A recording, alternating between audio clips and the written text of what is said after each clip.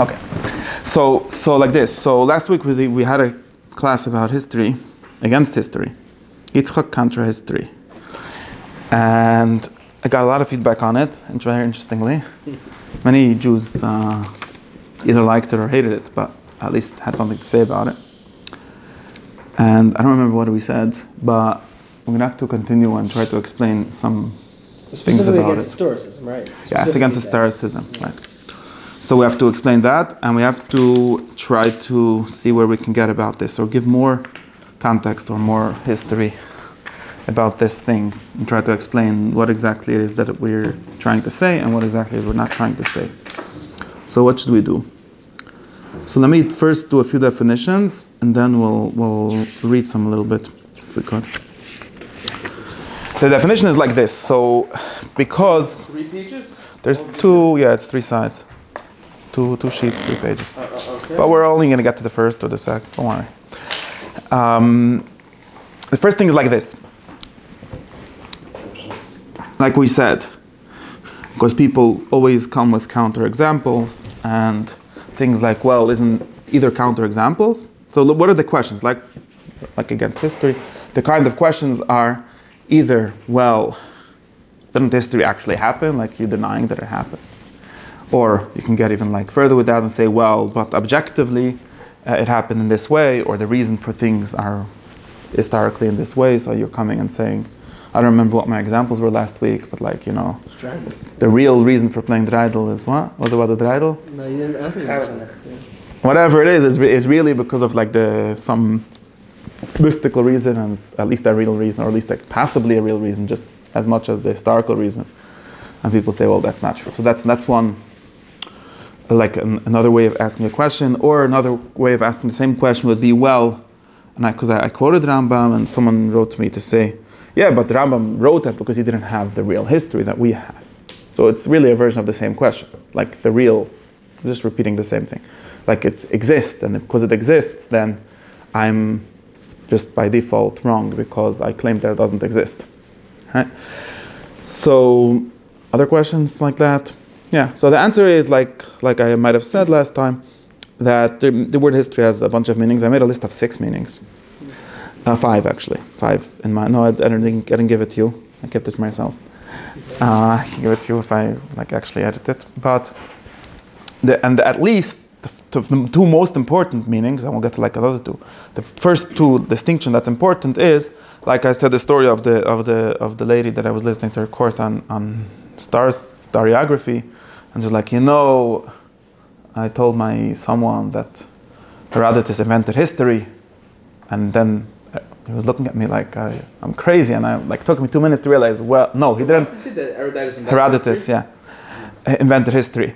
That's one version of history, and like took her 2 minutes to realize that the guy's looking at her like she's crazy, because no, I didn't mean he invented history. He invented the study of history, right, or the explanation by way of history. Like history was obviously there forever. So that's the first very important. And if you look in the dictionary, you'll see like history has 2 meanings. One is the things that happened, and the second is the study of the things that happened, right? So we're not talking about the things that happened. Of course, the things that happened. Well, how do we know? That's a third kind of sense of history. But they happened.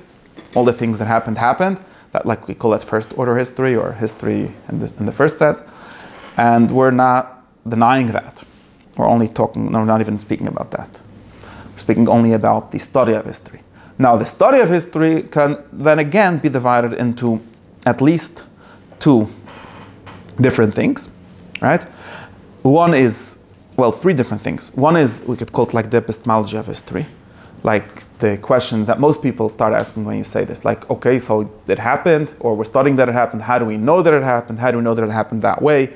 How do we know that this happened before that? How do we know the things that happened, the facts that happened, right? And we have kind of things like methods of history and sources and witness and what kind of sources are correct, all kind of things that relate to that first sense of, yeah, there's a bunch of, I have actually a whole shelf of books somewhere about this. Not because I read them, but because for historical reasons. So that's the second, like a third, you could have a third sense or a third point, right? History in the sense of the study of history or the methods of history. Like how do we know that the things that happened? And I don't know anything about that, really. more than anyone else. And I'm not good at that, and there's all kinds of debates, like what accounts as evidence and things like that. Okay. Then we have a third kind of sense of history, which is very important. I'm up to 3 or 4, whatever. I never keep my numbers straight. The fourth sense of history is what we can call historiography, or knowledge of history, or the science of history. And what I mean by that is the explanation, well, we'll get to patterns in a second, but before patterns, the explanation of history. So in other words, not just that there was World War I happened, but it happened because some guy shot some duke, archduke, whatever. Wouldn't that be part of history? Yes, but it's a second thing because it's connecting different dots of history. Like everyone agrees, again, assuming that there's no lies or conspiracies going on, we agree that there was a Holocaust, and we agree that there was whatever, what we're talking about, there was World War II happened, you know, these coalitions fought each other, and we also agree that one guy shot another guy in Serbia, but we don't, the standard historiography says that's what started at least, and then someone say, well, maybe that's not really true, it was just an excuse, or maybe even if it is true, it was really started by part of this, right? the Ontology of events, like what makes something an event. The causality, yeah, like the word causality is, yeah. But also Like, how to frame what we could get into that question, like what makes, well, is there such a thing as World War I? Or is it just like the continuation of the 30 Years War or whatever? Right. Yeah, things like that. But that somehow falls into this because in order to like, I didn't think about it in my list, but that's like part of this question. Like how do we the explanations of history, like, which are very important, right? Like why did the guy say that You only get that? effects once you segregate events, right? Yes, yes. That's always the problem of. Okay, you're getting into problems of that. There's always a problem with every theory that called like what's his name calls a theory. Facts already come laden with theory, so just for the facts to exist, there's to be a theory, whatever. Okay, but that's the third thing. Like it's very important. Like how do we know that this caused what? And what the true cause is, or maybe there's 10,000 different causes, and how do we even, like you said, how do we pick out one thing and say that this is what caused it? Maybe it's actually his idea. Last week you weren't comparing it towards the historical thing. You said you're comparing the how versus the why, right? Yeah, I'm getting to that. Okay, so Yeah. The why. Right now we're talking about the why. That's like the third sense of history. I'm not against that either right now. That's not what I'm interested in. Like in the sense of history, why did World War I happen? Right? Mm-hmm. Why did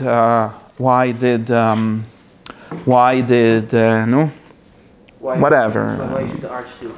Yeah, and why did the guy do this and why did that do that? Well, some guy said, well, because he woke up late that day and he had a headache, and really it's because of that. And another guy could say there's another reason, and there could be many, there could be many different reasons, and there's a lot of discussion about how we decide what the real reason is and cause is. Okay, that's a third sense of history, historiography. Okay, now there's a fourth sense, which is also not what I'm interested in right now, but it's all these things are connected to what we're interested in, but they're just distinguishing it so we don't get confused, right? The fourth sense is his philosophy of history, right? So not only to say the World War I was caused by some guy shooting another guy, but that there is some kind of pattern driving history, or there's some kind of spirit of the ages driving history, like Hegel said, or it's not the spirit, but the material of the ages driving history. Everything, there's these material patterns of class wars and so on, driving history, like Marx said, or it's God doing it, which might be a kind of philosophy of history, maybe a biblical philosophy of history, according to some people. What? Well, you could also have like a teleological. Yeah, it's all toward exactly this progress. It's all towards some kind of messianic ultimate age, or it's all the fall of since Adam ate some apple or whatever. All kinds of great. This is not history, right? It's not about the fact. It's about the meaning. Yeah, like it's usually called the philosophy of history, but like this is what's generally called the philosophy of history. The meaning, or it's really, in some sense, it's really just the answer to a certain way of thinking about the thing that we just said. It's really just saying the real cause of it is these kind of things, but it's like the cause in a wider or broad or like more basic sense. Like a first principle style of history. Yeah. Right? Maybe like in an alternate universe, then it would be a different history, or history is a concept. Or history would follow the everywhere. same themes. Like history is like just a general cause that we can't see. Yeah, that history itself, or the like internal cause of history or the like metaphysical or whatever cause of history is a thing in itself. Yeah, we could Just study. can't go from one extreme It's to sort. another. Someone would say even as an example, someone might say, that the history of the world of nations follows the history of the individual. Like first, you're like what's his name likes this kind of theory.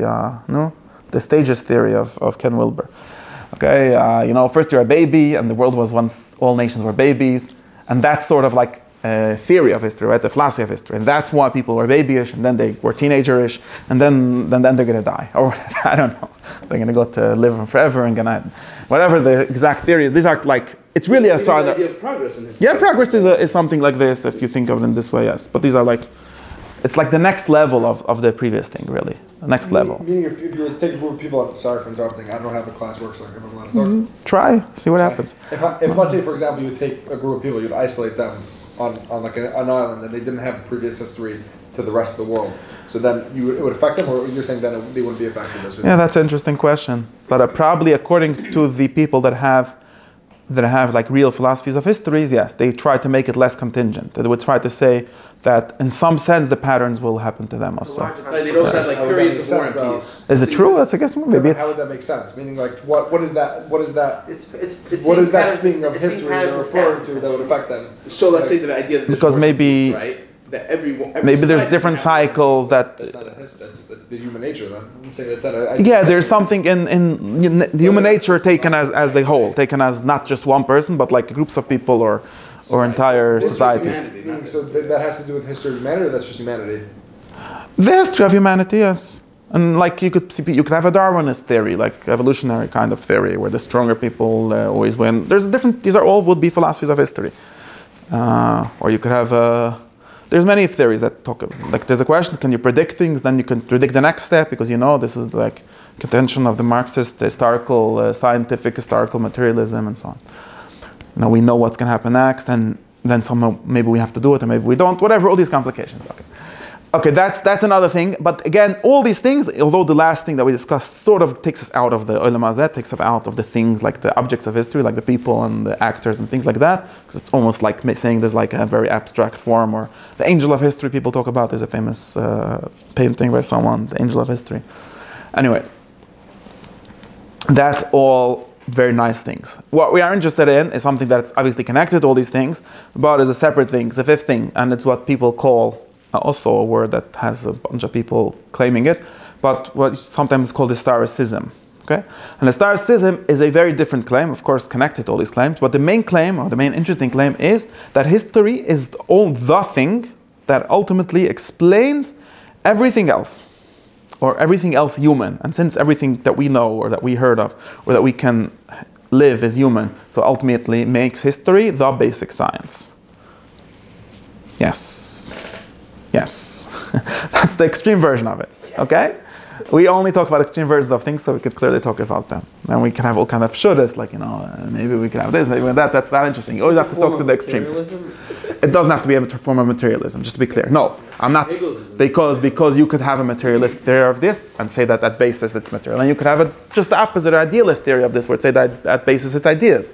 But in that sense, Hegel would be a way of, right? Both Hegel and Marx, if you take them, whatever, they both fall into this category because they both, and I want to give some examples of this to understand what the thing that's bothering me, and I think I gave some like his biographical examples last week, but to like really pick out what is at stake, what is the difference, how we have the same thing being explained by historical ways and by non-historical ways, and maybe also to try to explain how this doesn't have to be a reductionist way. It doesn't have to go down to material. You could put it up by saying that is the spirit of the age, which explains things, would be again the same kind of theory, right? So, for example, and what I want to claim, or what I claimed last week, okay, that's up to now is, I think we understand, right? What I main claim, and I think this is true, but for some reason people don't notice this, or at least you need to be named. It needs to be named, like many things. Naming things gives you power over them, right? One of the secrets of Kabbalah, right? It's a famous magic theory. Yeah, it's a famous magic theory, and it's true. If you name things, you get the power over them. That's the story of Parshas Bereshis, and it's a very traditional magic theory. It's not only like Wicca. The name of the wind. Yeah, if you don't know, as long as you don't have a name of, that's why it says in you get taught in elementary school, right? That you should say if you're gonna die, you might forget your name, and you gotta remember it with a pusik or something. This is very serious. I mean, yeah, I don't know in the literal sense, but there's a very serious sense and a philosophical sense that we're talking about, right? As long as we don't have names for things or we don't know how to pick them out, then we're just take them for granted and we just think that that's the default, that's the only way of thinking. And once we have this world called historicism and try to explain what it is, you start noticing it everywhere. And you start noticing, in some sense, and I have to explain, actually I want to also distinguish that because I don't mean it in all senses, but in some sense that is where the big difference between people sometimes call base medrash learning and academic learning, or inside learning and outside learning, in more general might also be a more true definition for this, because not all base medrash is not by definition inside, and academy is not by definition outside, but learning things from the inside and learning things from the outside, that is a very serious difference in ways of learning and attitudes towards learning anything. And if you think about it, you'll notice that all the outside kinds of learning all boil down to historicism. Critical. What's known sometimes as critical. Critical is not the same thing as outside. No. Well, some critical is, but not necessarily. That's why I say the word outside. And for example, and the example that we discussed last week, or not the example, the actual thing that we're going out here is that in this Lakewood, wherever we're living here, if you'll notice that for the most part, not for the most part, I think 99%, maybe there's like 1% in which it's not like this. The only thing, or the one thing that defines the people that are ovgeklärt or chatzi apikosim or ganz apikosim or whatever you want to call them, I don't know what nice name, my friends. The thing that defines us is historicism. Okay, and there's thousands of vertlech that come out of this, and thousands of divrei Torah, and you could watch every guy that has a blog or a Twitter or whatever it is these days that people have. Substack. They have Substacks, yeah. What else? Medium. Yeah. Basically, Hakira. Yeah, we gave that example last night. All of it, not all, but that's just a certain version of it. All of them to boil down to accepting history as the thing that explains everything else. And that's why any young man that wants to broaden his horizons, the only and first thing he's going to study is history. Sometimes there's science, but actually very few people actually are interested in science because it's not. Everyone understands that it's not relevant. Okay, it's a kasha and pashas bereshis. Or at least science. Science is important, but we're not talking about science here. But a lot of for some reason. Also learn the history. That's one thing. One thing is that science also. So I want to say one word about science. One thing is that science also, in other words, when you talk about science, people often say this, right? When I give a class in the Rambam, it says, but the Rambam, in the Rambam's times, they had the wrong science. So here, the way to have the right science is to live in the right time, right? Did you prove that there was no... It's a different methodology completely. Science has different methodology in history? It's a skeptical lens versus a... Who? Well, science, which you identified last week, it started in the 1800s because the skeptical lens, I would say scientific skepticism is what we practice today. Something requires evidence based on okay, practice. and? The problem with that, it removes all meaning because you can never have meaning. Yeah, but that's not the same exact thing as history, but natural history. Natural science. I think that's the point you're trying to say, which really why the Rambam has different science. You understand different science. You didn't have the scientific method. You didn't have that. That's a question. But I'm not sure you're disagreeing with me. I thought you were making fun of the concept that Rambam had the wrong science. No, I'm saying that when I'm just was talking about my statement that the thing that makes everyone less from is history and not anything else, not science, is because. No, it's not critical thinking. Don't agree with that. It's a kind of critical thinking, maybe. So that's exactly what we're here to explain. Okay. The thing not critical thinking. The critical thinking is the story that people like telling themselves. But of course, I'm not saying that it's not true. You should be critical and everything. But I should stop. But when you start, this is the main problem that we're interested in. That I am interested in is that when you say the word critical thinking, well, first, critical thinking was invented by a guy. It's his historical thing. It's not like the only way to think. It's not the correct way to think, or it's not the only correct way to think. What's known as critical thinking is something that has a history, was invented by Kant or someone, or at least he liked the word the most from everyone. It's like a thing that has an history, but the main thing is, that's why I'm saying historicism, because if you think about it, it boils down in some sense, and of course there's other things and other questions and other things, but if you think of something that puts it all together, it's historicism. And like I said, even when people say science, the way they know that their science is true boils down to a weird kind of historicism. Because if there would be real scientific historicism, then there would not be like that. But it boils down to like saying, well, because we have this thing where history explains everything. In other words, if I ask you, just to finish this example, why did the Rambam think things that he thought, right?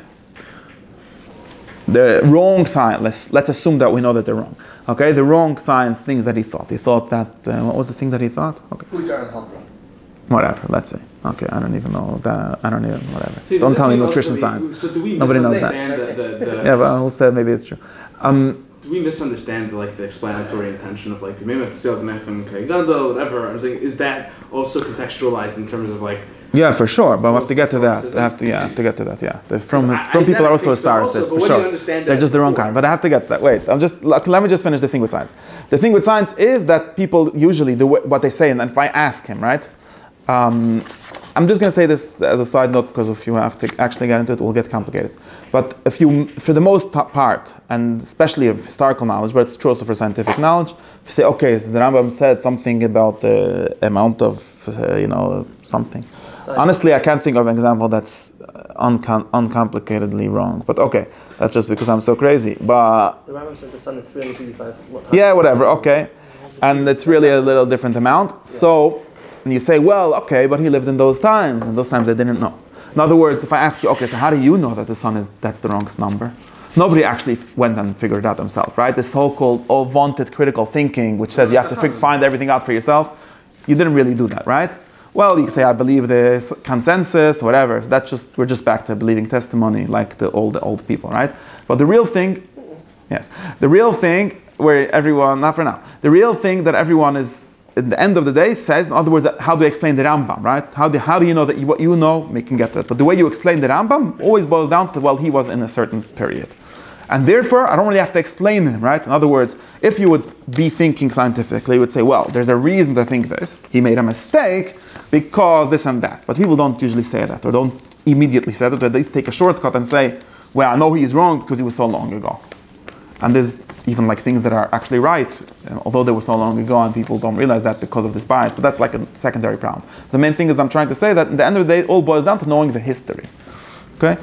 And that's true, and it goes back all the way to someone also messaged me that this has to do, this is, like whatever we call orthodox. We assume also like the I guess the historically critical people also assume that not just the facts were wrong, but also the method, right? And that's kind of... Okay, but again, you don't know that because of the method and the facts. You don't say that, well, the Rambam didn't have scientific method. Even though when you say that, you're giving me a piece of history. Right. He was before we figured out the right way. It's a different claim to say when you say his facts were wrong versus his It's enough. It's enough. I'm not going to strongly defend this because I don't know. I think that's true, but it's not important right now.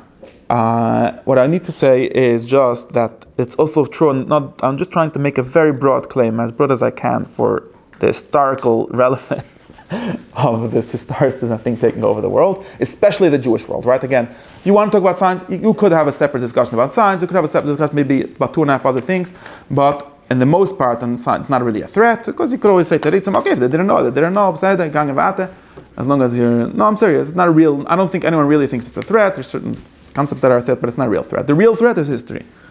And like everyone knows that, for example, right, everyone knows if you're like a modern Orthodox Jew, you know that the Bible, evolution is kosher, and whatever else is kosher, but the only thing that's not kosher is, what's for sure not kosher? Exactly, biblical criticism. Unless you're like, Mom, there's two guys that think that it's kosher, and they made a website, but come on, nobody really buys that. It's not kosher. Kegel thinks it's kosher. Yeah.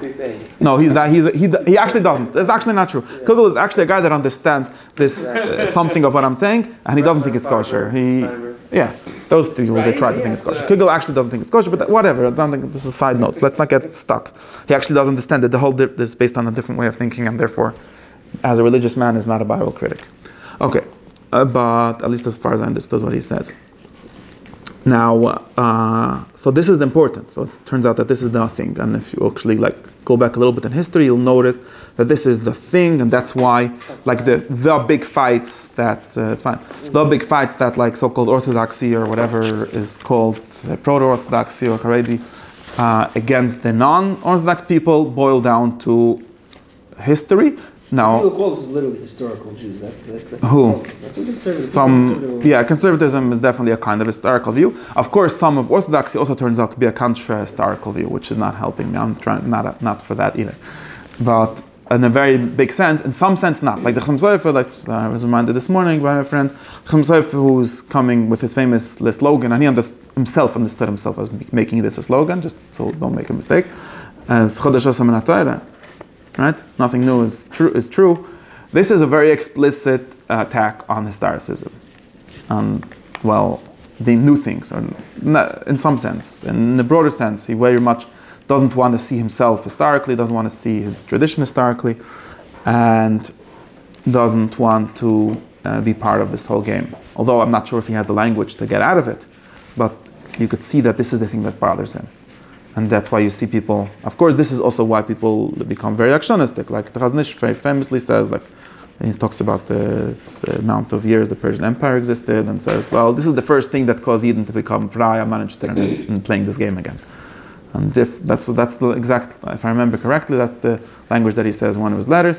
He says, like, this is where all the problems that we have started. So why are we getting into it? Therefore, we're going to just deny reality and pretend that we know the other alternative history and finish.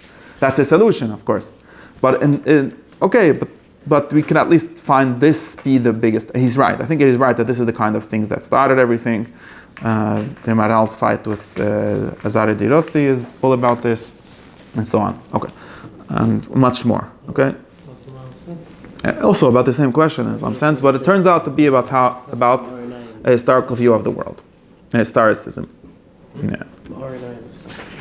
Okay, so that's my claim. If everyone here agrees with it, that's fine. But what we have to do is actually get at what's going on, right? So, the main thing we have to deny, or the main thing we have to answer is that this seems to be not acknowledged. Even the people that know this usually just assume that obviously historicism is correct, and everyone before that was just dumb, which is itself a historicist way of thinking. Like, there's the dumb people that live in one age, and the smart people that live in a different age, and obviously we're the smart ones, so we don't really have to take seriously anything anyone else said, and including, we don't have to seriously, I mean, that's not entirely true, because of course the people that started this did understand that, because they were making it up, but nowadays we don't have to seriously defend this kind of understanding, this kind of knowledge, without even trying to say, well, the correct way of understanding something is by giving its history, because we're just assuming that's we're used to explaining everything this way, almost everything, including natural science many times.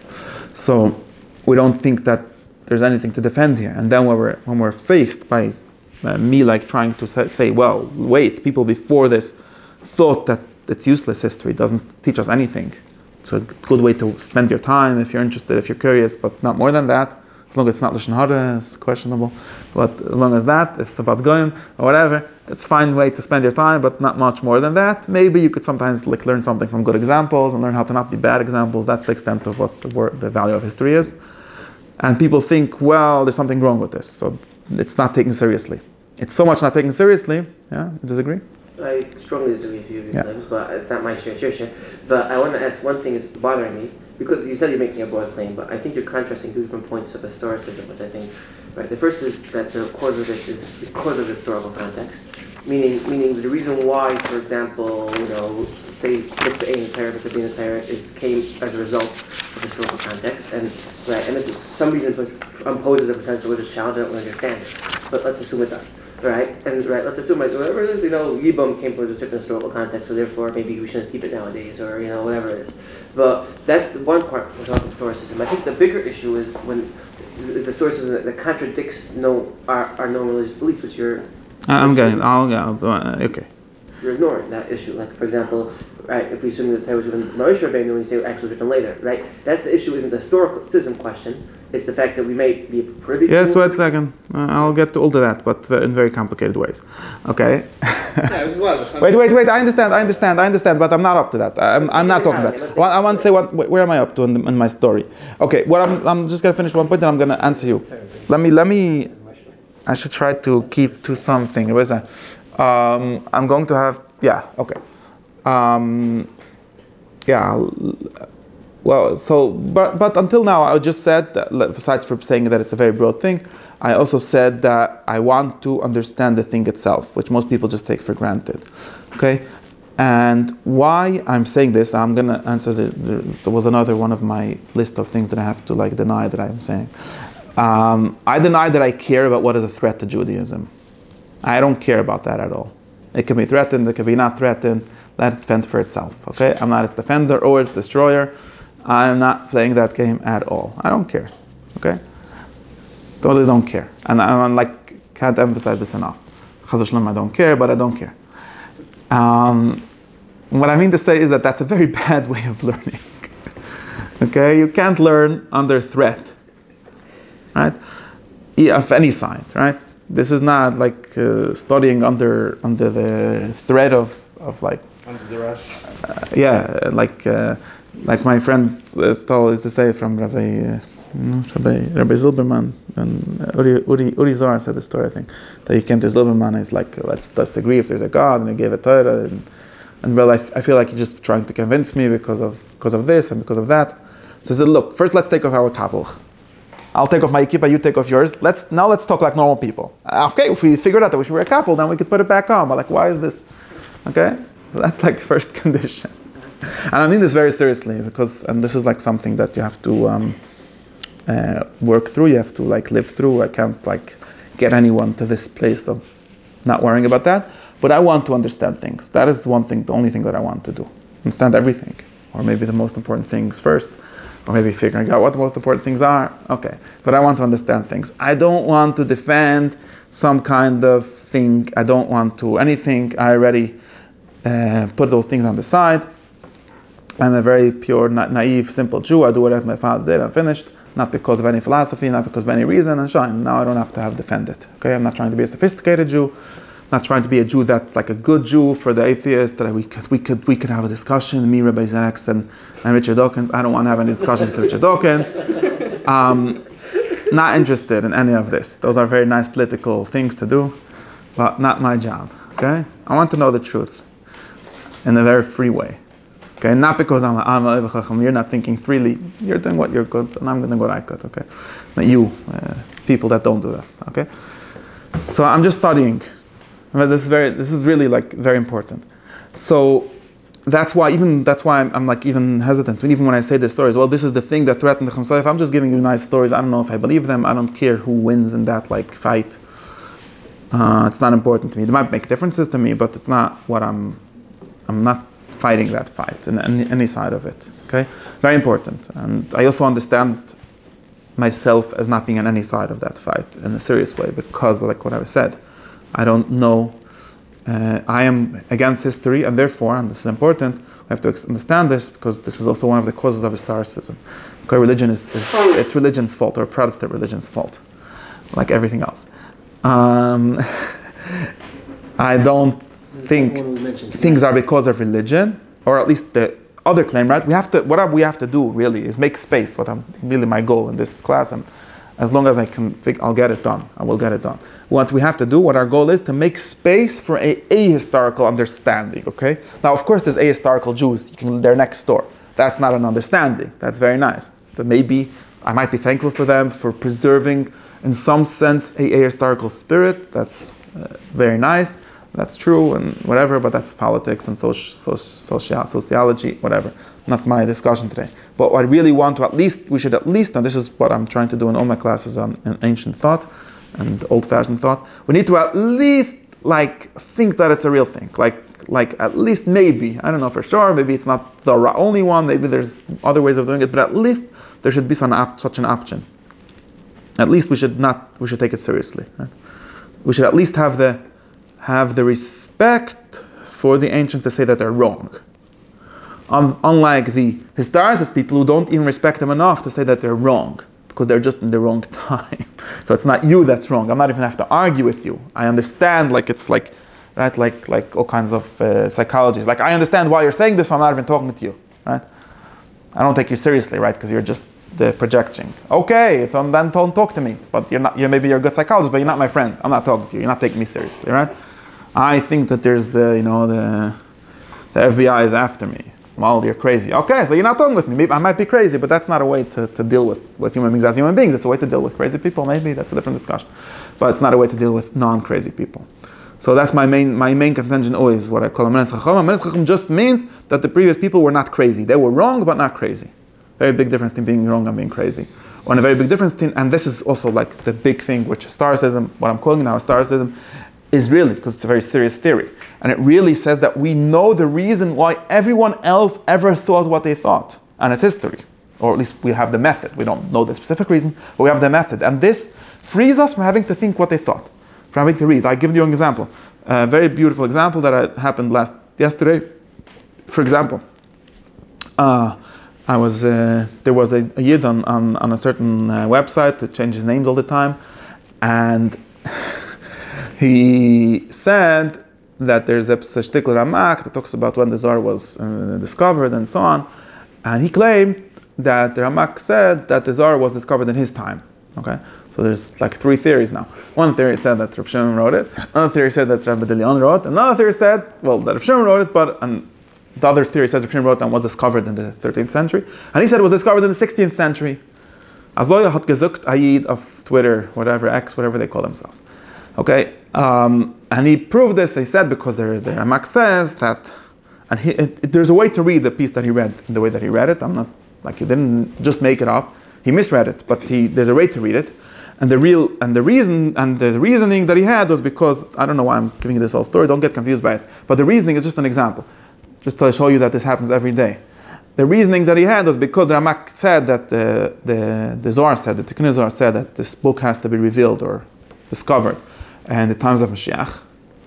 And therefore, and the Ramak explains, this is why the previous generations didn't have it, because they were not yet at the times of Mashiach. This is a classic Kabbalistic theory. Anyone that knows anything knows this. And so this guy said, okay, so therefore, the Ramak must be saying that it was literally discovered in his generation, because obviously Mashiach didn't come 100 years before, right? And then I tell him, well, really? Like, he didn't know that there was like generations of people before him studying Zohar? Yeah, he knew, but since he was in this previous generation, he wasn't a critical historian. He was trying to say that Mashiach is going to come, or that the Zohar has to do with Mashiach coming tomorrow. Therefore, he must be saying this. Of course, there's an obvious question against it. And you could say, well, he didn't know that anyone would make Kabbalah before him. No, he agrees that he did know, and he quoted them and discussed their views and stuff. But just because you have this overarching concept, which says, well, people in the 16th century had no historical consciousness. They were just interested in making Mashiach come. And if you're only interested in that, or connecting the Zohar with Mashiach coming, or something like that, if you're only interested in that, and not even like thinking 1 second, like, wait, it was just discovered yesterday, so how come there's like 70 manuscripts already, and there's different readings, and there's 3 mefarshim already, like printed? Like, it's not like, well, you don't think of that because you're pre-conscious, pre-critical. Historicism, like critical race theory. Historicism is a way of what?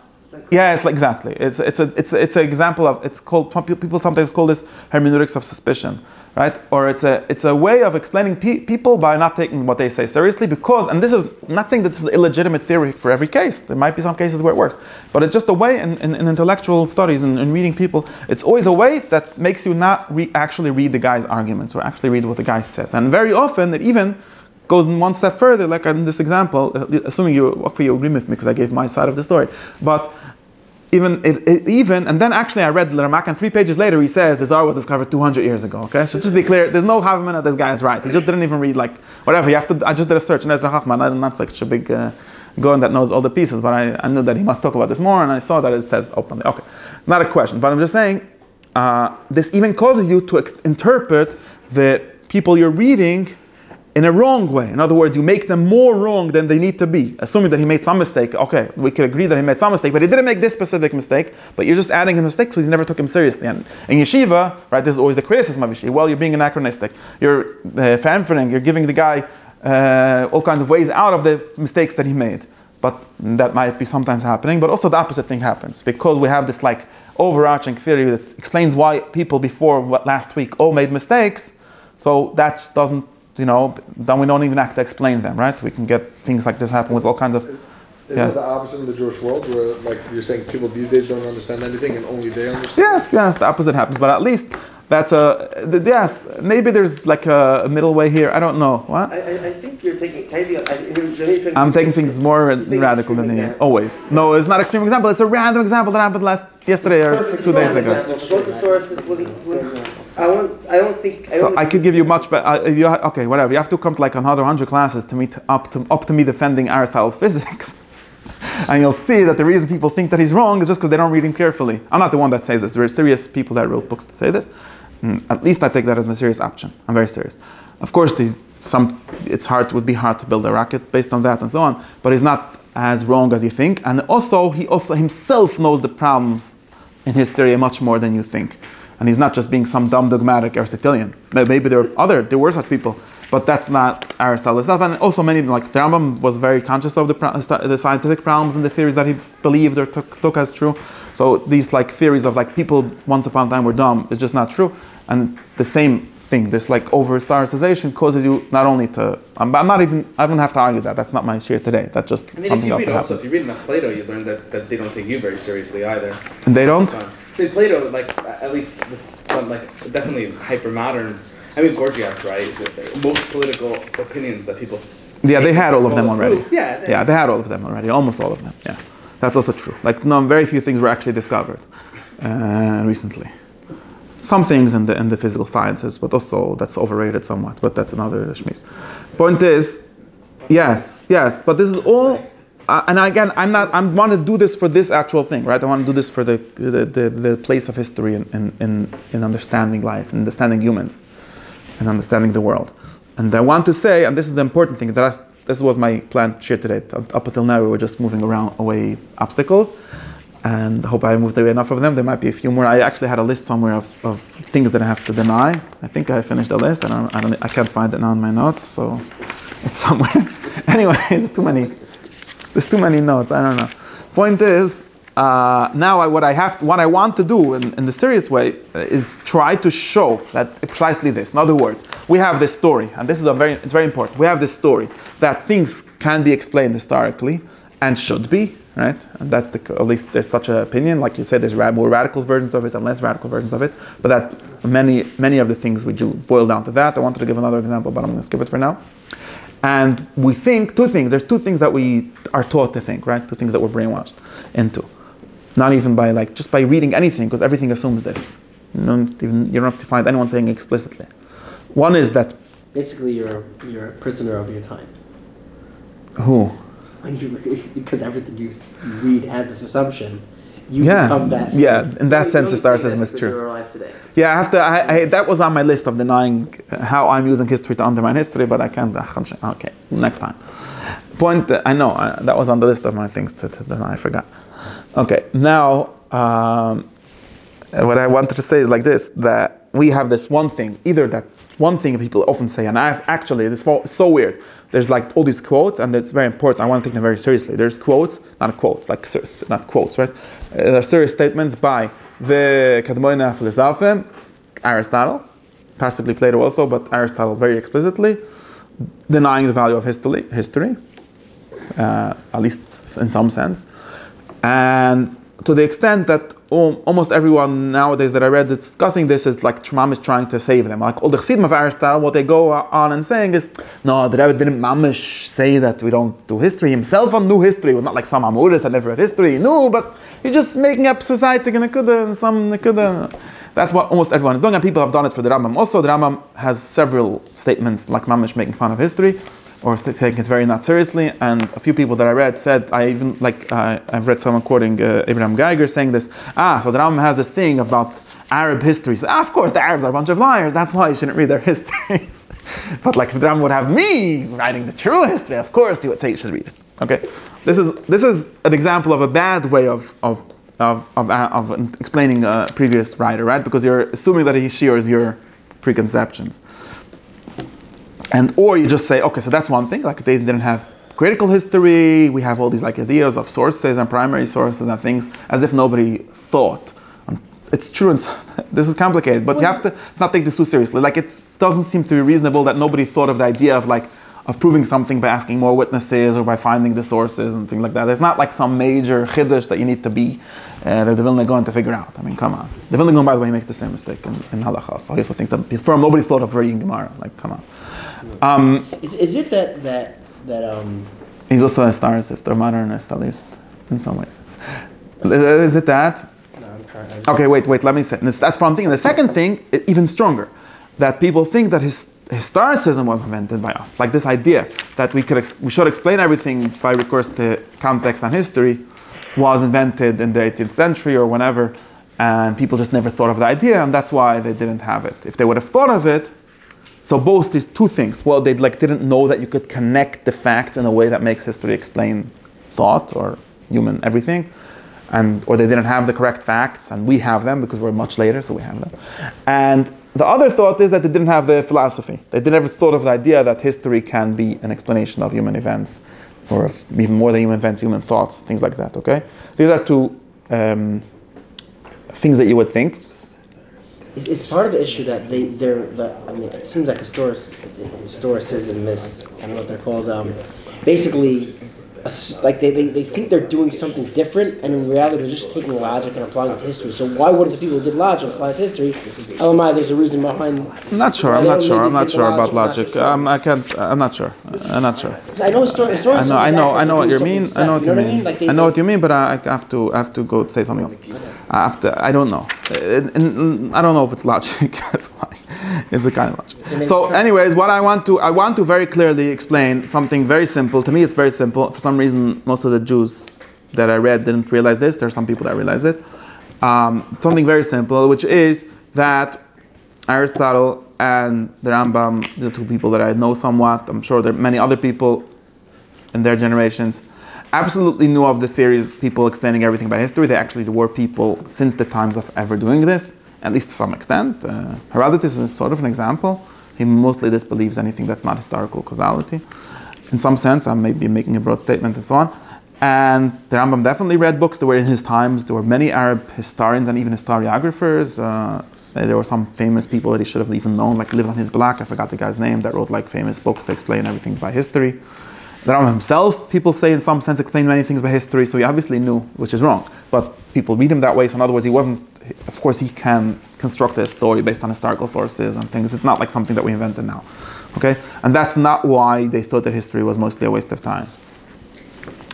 So not because they didn't know the facts, although of course there might be some facts that they did know or didn't know, but that's not a real distinction. And also not because they just couldn't conceive of the idea that you can explain things by history. But because of what they thought knowledge really was, or what they knew knowledge really was. When you say thought, it's really bad. What they knew knowledge to be is not something you can get from historical explanation, and they understood that history does not actually provide what it promises to do. Right? What we call history is just a lie, just like all kinds of modern explanations. It's a bait and switch story. It promises you to explain what playing dreidel is, and it ends up explaining nothing, or denying that you should play dreidel, which is not the question I asked. Right? Meaning it doesn't explain anything in today, or it didn't explain. Never explained anything ever. It gave you conditions for things. Okay, I get that. It gave you the conditions for things, but it didn't explain them. That's the way. But I want to show you what it says.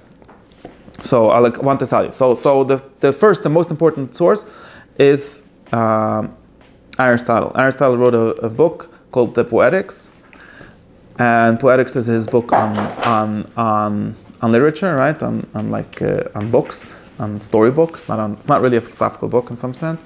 It's a book of how to write a good play. Shakespeare and famously people like him sometimes tried and sometimes didn't try to write a play according to his rules. He has rules, like most of the rules you probably heard of, like the ideas of 3 acts or the ideas of beginnings and ends and meanings and all kinds of basic ideas of literature, critical literature were sort of invented by Aristotle, or at least one of the first books to discuss them.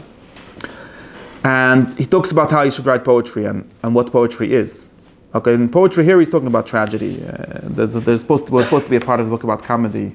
But anyways, to make his long story short, he says something important. But the context here is mostly that he says he's trying to say what kind of poems are good poems and what kind of poems are bad poems. I mean, he says poems, he's not referring, he says clearly, not referring to something written by a certain meter or in a certain style, because I don't care about that. That's just the means. That's an important thing, but that's not what he's talking about. He's talking really about the plot, or about this narrative that they're giving. And he famously says that plot is the most important ingredient in good writing or in anything.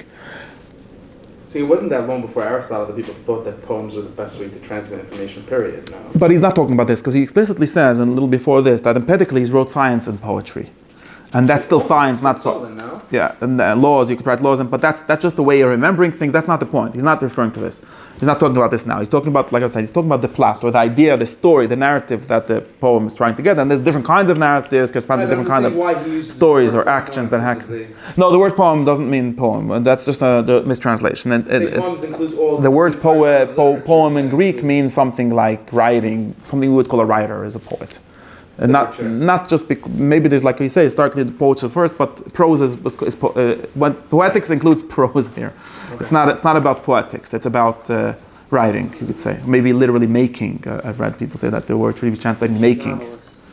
But literature. A writer is probably he actually even includes dancing here. He includes dancing in poetics even. Something like close to what we call an artist. Yeah.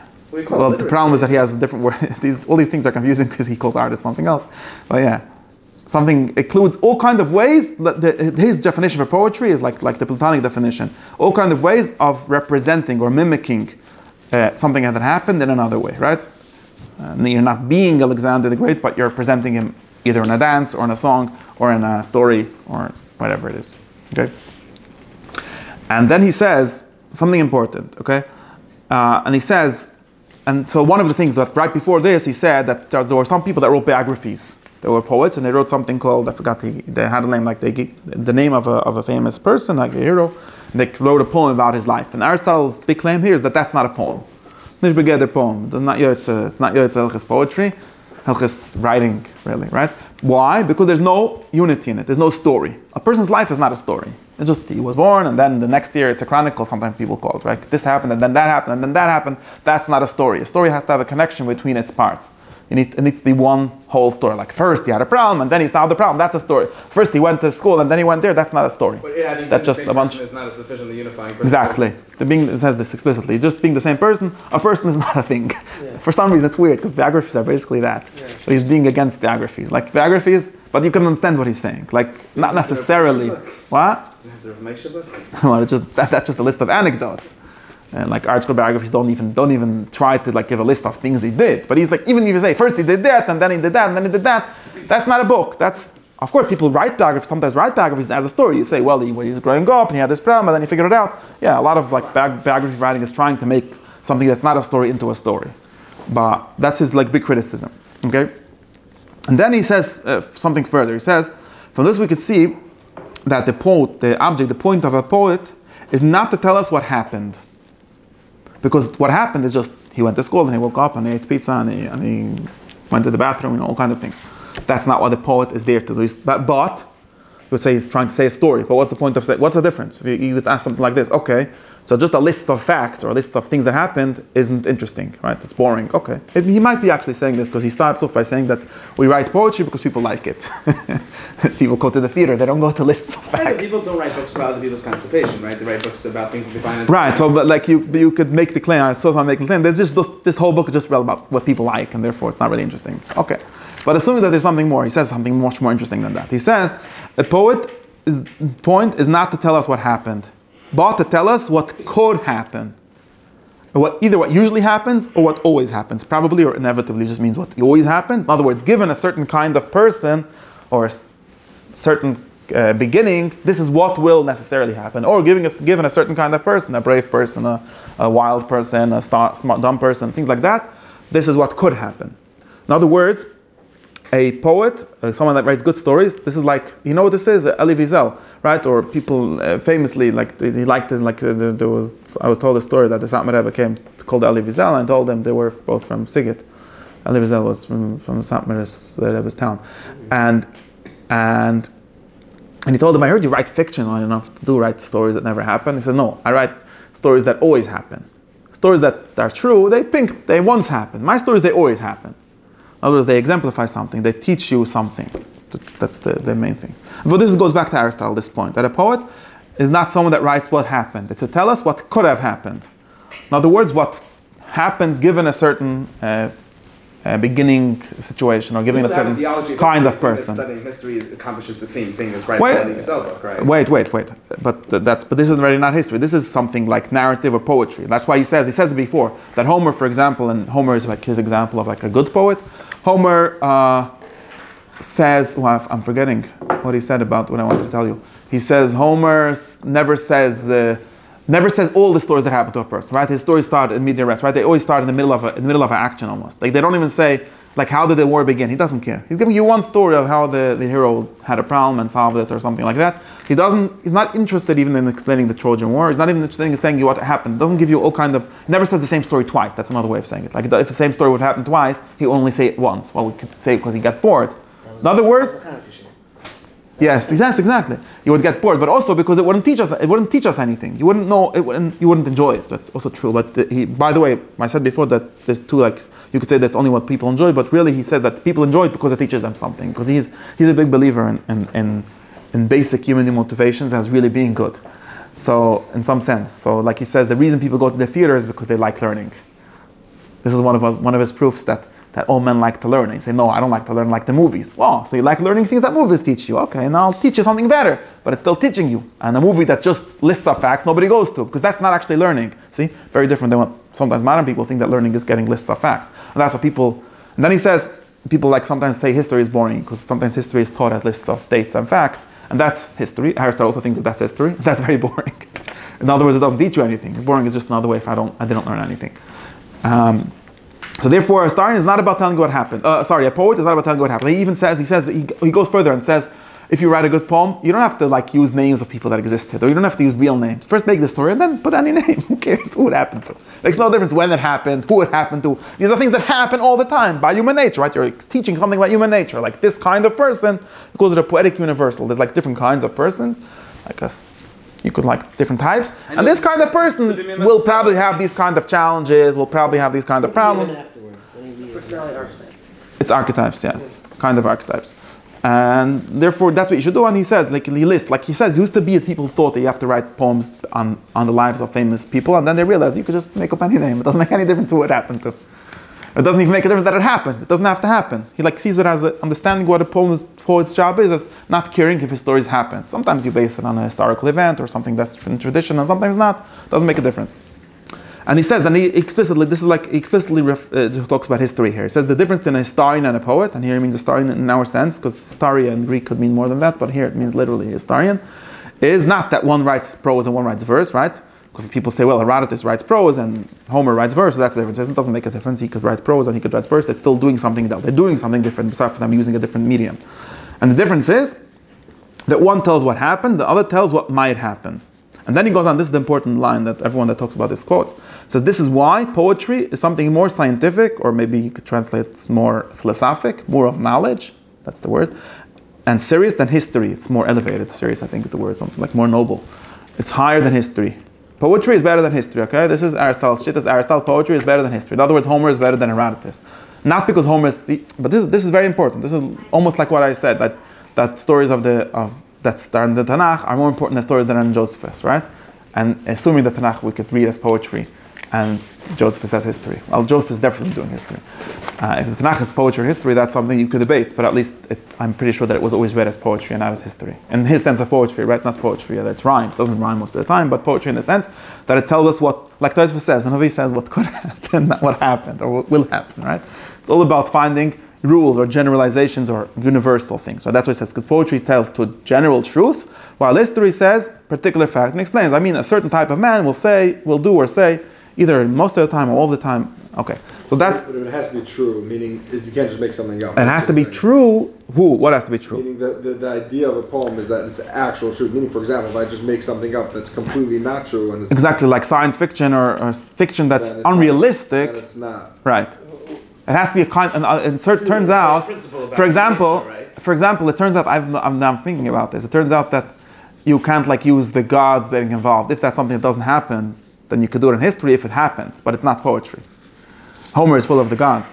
Aristotle probably thinks that that's true, but I think that's what right. You see, it's the opposite of what people would have thought. No, I think agree science fiction. Most of it actually is. Okay, beside if it is and it is. I'm saying if it's unrealistic. Beside, I'm not proud. If it's just speculating what would be the results of certain. Woman resonates so well because even though it's clear of science fiction, because it taps into eternal truth. It's ridiculous, but it does tap into those truths. Okay, well that's right. Now you're going further, a little further, because that's only if you read it as like exemplifying something. Yes, maybe, not literally and so on. But the problem with religious people, they like ridiculous things literally. Okay. But the point is that people connect the character so much sometimes because if there's a truth about yeah, but he says characters is not enough. You have to have a character that does something. If the character is an archetype, then they yes. Again, so then there's more common archetypes, less common. It's not only about archetypes. It's about saying the correct way of saying it's a certain science. In other words, it's a science of types of humans.